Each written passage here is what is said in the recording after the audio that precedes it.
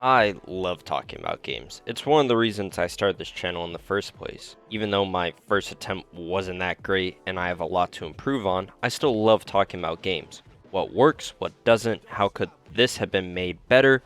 Oh, this game would be way better if they just pulled this mechanic from this other game that took it from this game that was made 10 years ago and that was made with an interest in... So in short, I love talking about games, and there has been one I've been itching to talk about and it's been stuck in my mind ever since I was convinced to buy it for 60 goddamn dollars. Because the last game I bought for that price was sadly Fallout 76. The Atomic Shop, there's stuff you can get for free. Right Yeah, now. I got all that shit. Did you? I just left all like the pride shit. Baldur's Gate 3 came out last year from Larian Studios to worldwide acclaim. Getting awards I didn't even know existed, and being seen as one of the best games of all time. I'm opening one more case. Yeah. Alright.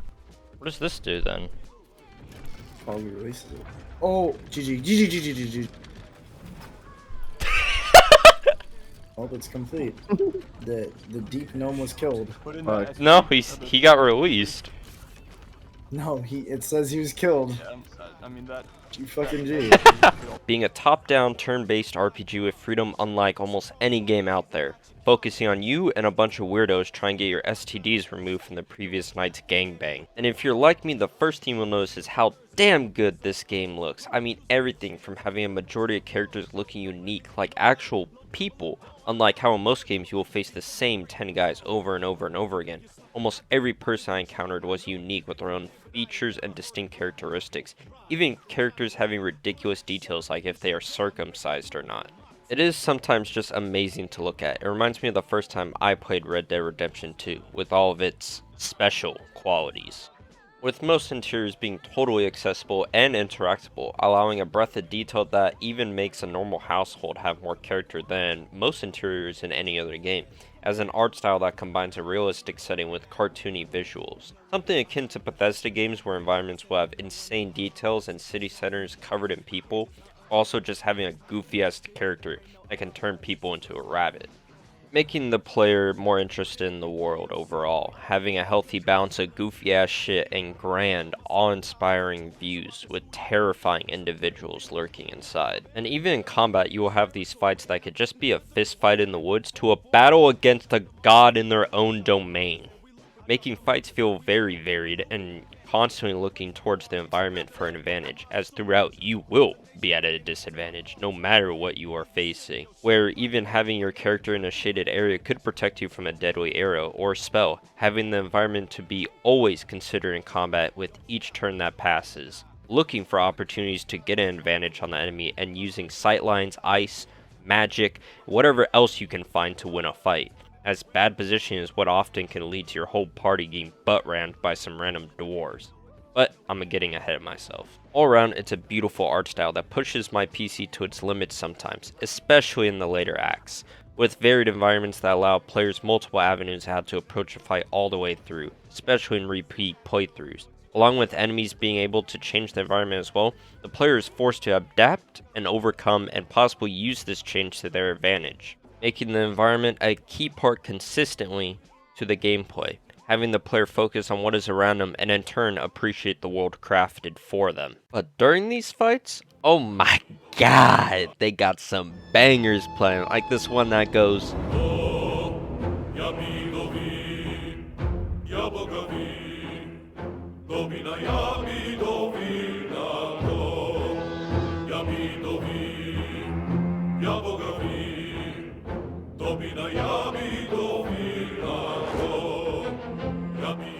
But when you just chilling out, you got some good shit as well, like... Let your sleeping soul take flight, take me through the night, down, down, down by the river. It's all beautifully orchestrated and is perfect for the D&D setting, and even changes depending on your choices in combat, and even if an ally or enemy is slain. It's crazy impressive to have music that dynamically changes as you progress through fights, even transitioning to different tracks with these effects. It makes even killing a regular goblin have way more impact than it should, having music reflecting the mood of combat and putting emphasis on either your victories or failures. Sound effects also do a fairly good job and help establish you in the world. Many spells have their own sounds coordinated to their elemental type, and the sounds of melee get heavier according to the weapons you use. It is satisfying to hear and will get you through the game, but gets old near the end or on repeat playthroughs, and would have been amazing to have different sounds because you will hear the same slash effect over and over and over and over. You're gonna kill him, at least do it right. You're gonna kill him. God! Come on. Where's his body? I don't know. But it's serviceable. Also, I still get hard off the critical hit sound. But you don't even begin to experience any of this until you make your character, at which the options are just fucking endless. I mean, it's a lot for a person starting out, especially me, because I didn't know any of this shit, but the best way to start is to just dive in. Fuck videos, fuck guides, just dive in. You have classes, subclasses, races with their own traits and abilities, sub-races, abilities on their own, attributes, shaved or unshaved, which each have their own benefits and weaknesses which can wildly change on your own playstyle, have unique quest options, and how many NPCs will treat you. It's a crazy amount of customization for your character, on top of the fact subclasses can completely change how your class works. Being able to choose multiple classes or level up your current one adds a level of complexity that I barely touched on my 5th playthrough. Along with the ability to change your class for the price of some pocket change, it is basically begging the player to try the different classes and combinations. Since you rock with a party of 4 usually, each companion has their own class that can be changed at will, granting the opportunity to try any 4 classes at any time throughout the game, allowing infinite combinations of squads and ways to play. Speaking of companions, sorry, I mean it. They are some of the greatest in gaming. Full stop. They are amazing with how they interject about their own opinions and their own quest lines that fully flesh them out, offering choices throughout their quests which can actually determine their fate at the end of the game, having lines that they won't cross and will actually fight you if you do cross those moral lines they stand on, even having bonds with people outside of your group and even lore on areas you explore, expanding even the world you're living in while just searching a skeleton with these people, being beautifully voice acted from beginning to end, allowing you to share their highest highs and lowest lows, showing emotion that is found nowhere else in gaming, and makes up the bulk of characters you interact with throughout your playthrough. Truly a special cast of characters. And while I don't want to go through all of the companions, as this video is already long enough, I want to briefly go over my favorite. Karlach, the absolute best character in any game. All games. She's beautiful. She fucking finger bangs you in a goddamn cut. Coming from hell itself and being implemented with a mechanical engine for a heart. Slowly killing her in this point of existence, searching for a way to fix her condition. Showing the struggle of dealing with a life-altering condition, and appreciating what little time they have left and making the best out of an already crappy hand of cards. It's a beautiful story throughout the entire game, and is why, without any major spoilers, Karlach is one of my favorite characters throughout the entire game. And who is totally killable. In fact, everyone is killable, which allows me to deal out divine justice on greedy store owners who dare only give me all of their money for this legendary artifact I found in the back dumpster. Outside of companions, you still have a great cast of characters, some from previous entries that I know you played, introducing a lot of characters who are new and interesting to learn about, many with their own quests and even character arcs throughout the story. Many even tying into the main story in unexpected ways, or knowing your companion, giving you more insight into their past. Having the choices you make in their quests have ripple effects on your own quest for the cure to tentacle aids, making even the most trivial decisions affect you and your story. Making choices feels permanent, and when someone dies, it can permanently lock you out of quests or even parts of the main story.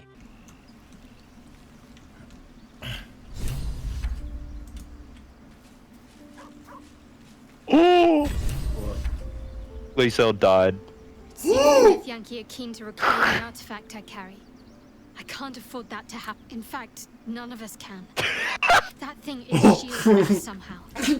Making it harder to progress through certain situations or encounters. Everything is so interwoven that even small mistakes can have ripple effects that drastically change your playthrough for the better or worse. In my case, I met a character named Halson, a druid who you can find in the beginning of the game. Well, he can easily die, as he did my first 3 playthroughs, and this character alone has 2 separate quests that rely on him staying alive, each not failing when he dies, but changing, allowing you to move forward in a more difficult and less informative way. But you could still do quests with major characters being dead that were a part of the quest. Now, it isn't the case for all quests, don't get me wrong, it's still easy to fail quests, but Baldur's Gate allows many parts of many quests to fail and for you to keep moving forward, or even being able to skip major parts of a quest by thinking or acting ahead of the game. It's truly open-ended for the player to choose where to go and let them make their own mistakes. Mole was Where? as good as her word. She's Uh-oh. reported that you've been threatening children. I've not been. Bro. Oh my god, I'm cooked. Are you threatening fucking I'm children? not. So each player can have a different story based on their interactions with just one character, being only bolstered only by dice rolling. Nat You're only 20. 30. I get a +9 bonus. Yo, why is your bonus so ass? What do you mean? That's a normal bonus. I got a nat 20. Now, when you hear you are able to do anything you want in a game, having that same game have a luck-based system seems like something that would only hinder your experience and limit the choices you're allowed to make. Having things tied to or locked behind a chance system was something that really turned me off of Fallout 3. Where speed checks in that game are displayed as a percentage chance to succeed and can be increased by leveling up your skills, the difference I feel that helps is the dice roll in Baldur's Gate. Seeing your chance of succeeding actually being rolled adds a sense of suspense to each decision you make, like a slot machine. No one wants to just see the result, you want that anticipation with each crank of the lever, unsure of what will happen next, adding a sense of randomness to everything you do, always being unsure of the result. As with each skill check, you are rolling a 20-sided die, and are targeting to roll at or above a certain number displayed, with 1 being an immediate failure, no matter what, and a 20 being a success. Along with showing the various buffs that add bonuses to your dice roll, this connects the player to their dice roll and gives that sort of gambler mentality, where you could be risking an all-out fight with someone much stronger than you, and the only way to get out untouched is with a lucky dice roll. And well, it's a crazy feeling hitting that roll when you really need it. And the same is true during combat, having the game being turn-based where every attack is a dice roll if you hit or not, with every enemy having AC or armor class, basically the number you need to roll in order to hit on a 20-sided die. Every turn you get 1 action, 1 bonus action, movement speed, and spell slots if you're a fucking nerd. Now, if you played any amount of D&D, this should all come naturally, and you should also know that this can all change wildly depending on a lot of things, but that is just what you start with.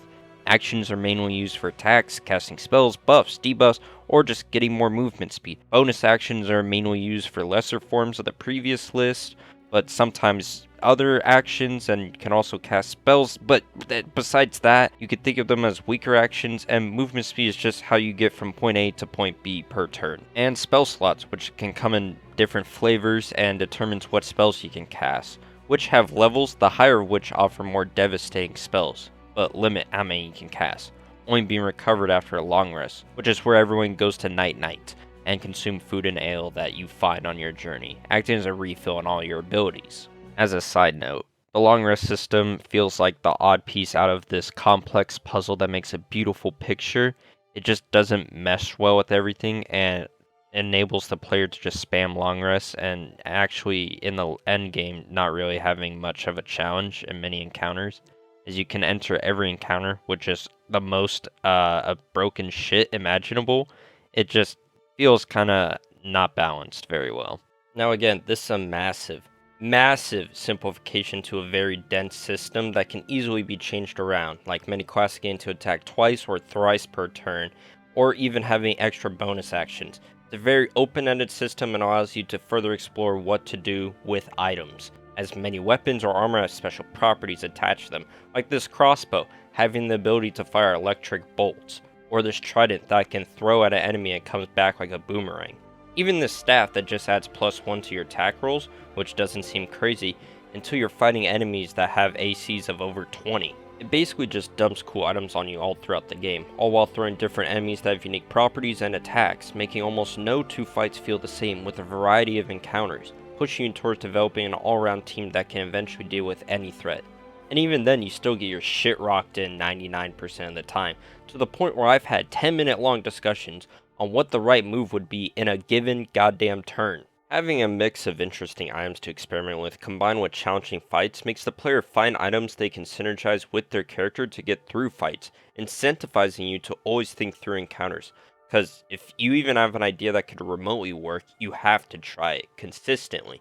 Even challenging tougher enemies that are way above you often requires some of the most Looney Tunes shenanigans imaginable, like this bird was calling in reinforcements, so I created a field of silence around him, removing the ability to scream for help. Or when I discovered dropping items doesn't take any resources and can be done anytime during combat, so I effectively turned some of my companions into suicide bombers. It's a system that goes so deep that I guarantee you will never find all there is to know, truly letting your success in battle only be hindered by your creativity. Or you can forego all of this shit and just have a team of 4 crackheads with the biggest weapons you can find. The choice is entirely up to you. And that's what really this game is all about, having the freedom to choose what you want to do. In a time where games have never been more strict in how you approach an objective, Baldur's Gate basically gives you a pat on the back and tells you to figure it out. There is no hand-holding, and while there are quest markers, they are almost entirely optional. Almost every character you meet is optional, and with each character you can go down multiple different avenues in their own separate quest lines, making this web of alliances and enemies that you yourself has made, as it is all up to you. You can enter into enemy strongholds lying through your teeth, praying they don't discover you just to find a lost group of people, or bust down the door and cause a slaughter, or just join them. If you want, you could bust out the game in an afternoon and not give a shit about anything but the main story. And without spoilers, the story is good, not great, not terrible, it's good. But when you realize that almost everything in the story is not necessary to beat the game, and choices are almost entirely up to you, it elevates it to a whole new level. And most importantly, there are consequences. A big thing that many decision-based games miss out on. People will die for your inaction or wrong actions. You will be punished for slaughtering innocents or skipping many things integral to the plot, missing out on potential allies or rewards because you said the wrong thing, and possibly making future fights harder because of that choice. It's what gives weight to your decisions and is the core to this game. But that is your own story and up for you to decide upon. Now, from here on, there's going to be spoilers about the main plot. I won't go through everything in a lot of detail, so there will still be stuff you can get from if you still play the game, and tons of fucking all the side content, of course. But yeah, skip to here if you don't want to hear all that. Now, the main story starts with you being in a ship and infected with a mind flare parasite. What is a mind flare? It's a species of identical hive mind beings that only eat brains and infect others with worms that basically assimilate you into the hive mind, often with the effects of which happening in hours. You feel fine after a week and are wondering why. So a weird orb thing here and a lost eye there, and it turns out a cult of people similar to you is planning to take over Baldur's Gate, and they are called the Absolute. Yes, that is a place I was surprised too. Being led by the apostles of the 3 dark gods, the god of undead, blood, and darkness, who all contain a piece that controls a super being that basically controls all the mind flares. Basically control the big brain and you have a super army. They plan to use these thousands of warriors to take over the city and eventually the world.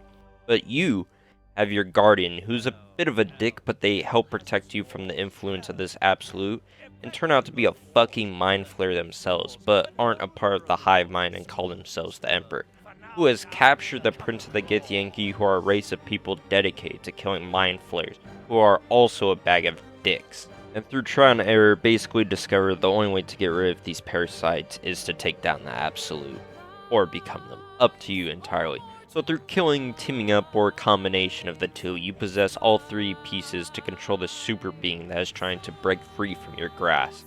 Eventually a mind flare has to open a portal to another dimension, so you can fight what is now called the Nether Brain. But I hate the Emperor, so fuck him. Well, you decide what to do with the Githyanki. Okay. You open a portal, kill the brain, then decide what to do with its power. It's simple, has a lot of shit that can go differently, but that is the gist, and the Emperor's a really good protagonist slash antagonist, depending on how you side with him. Because he never really gives you the full story, always lying and claiming it's his last time he will lie, but then is always hiding something else. He is a being with his own goals and someone to always keep your eye on, but you still both need to trust each other throughout the story. He is interesting and one of my favorite slash most hated beings in Baldur's Gate. But other than that, the main story isn't as grand and great as it should be. I mean, your choices really don't matter in the main story. I mean, hell, everything before Act 3, in the main story at least, doesn't matter what you did or didn't do. Gortash is still kind of an asshole to you, and the blood bitch doesn't really care and just still wants to stab you. No matter what you do, these bitches still fucking hate you. It doesn't really make much sense near the end of the story, and you still kind of have to deal with them one way or another. You can't really avoid these two. It kind of saddens me, but that's the reality. All your choices are reflected in additional side content and what you find by exploring instead of the actual main quest. It's just how it was made.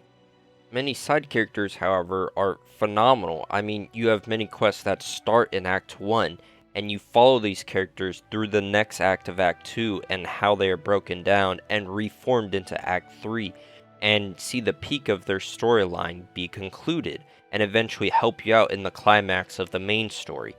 That is what elevates the game entirely. The combination of all these little bits and pieces of people's lives that you help put back together, climaxing in the main story's final battle for the city of Baldur's Gate. That is where the true brilliance of this game shines. Not in the special little moments where you're fighting Gortat or even the main three dead. Fuck all three of them, honestly. Fuck Omni-Man, fuck Little Rat Man, and fuck the Blood Bitch. The real story is the characters you meet and the connections you make along the way. It's an interesting story that gets you pulled in and is carried by the excellent cast of characters and voice actors. I'm looking at you. But other than that, there's no real character development or interesting twists in the main story. Only one being is the daughter of the blood god kidnaps one of your companions, and sadly, it's usually the least interacted with companion, making it feel less important, especially with no time limit, causing no sense of urgency to save them. It's a good story, but is really carried by everything surrounding it, and at the very end, you have an option to just betray everyone, regardless of what you've done. It's kind of out of place and doesn't make sense to me, but hey, it's there. At the end, there is a dinner scene where many characters reunite and discuss what they've been up to, leaving the game off on a pleasant conclusion. Overall, it's like better than Bloons Tower Defense 5 story, but worse than Pathologic 2. I fucking love that game. Now, the game is almost perfect. Hell, it's got mods now baked into it. But some various weird shit, like sometimes I don't get to choose my dialogue option, which, in all fairness, is very rare, and can really fuck up an important decision during my playthrough, especially when I only have one save.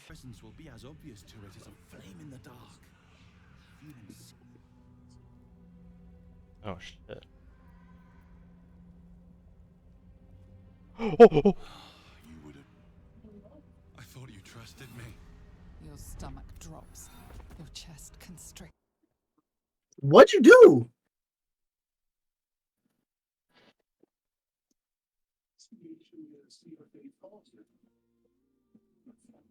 Austin, what the fuck did you do? Oh shit. And I'm also gonna be real. The big bads are not that interesting and aren't really talked about until the end of Act 2 and more so Act 3 beginning wise. And when they are shown, they are low-key kind of pussy fights, really easy. Also, some classes really need a buff, like my beloved Arcane Trickster. I mean, come on, do something, please! And if you do decide to do a quote-unquote evil playthrough, throughout, you will notice there's significantly less content, making a problem that many similar games have where an evil playthrough ends up being overall less fun and really only interesting on a second playthrough. And yes, the new cutscenes for evil playthroughs at the end of the game are cool, but almost nothing new to the base game, making most evil playthroughs feel the same. And the reason is kind of obvious because, I mean, look at the stats, only like a third of players even attempted a evil playthrough. Come on now. For some reason, as well, the Gondians, a race of gnomes enslaved to basically create an iron army, are the most retarded AI in this game. I don't understand why this is, but the only conclusion I can draw is that they are just fucking stupid. It came out on your birthday. I know. Why my birthday was so ass. Why did? What? Killed all, like, 5 of the guys, though. Oh. And it was at the start of my... Where is she going? What? But really, this is all countered with multiplayer, which, I mean, come on. What isn't better with friends? At 1 health. Oh my god! If you would have fell, you pissed me off, nigga. Julian. Did you about miss you as about to- well? Julian. And I'm down.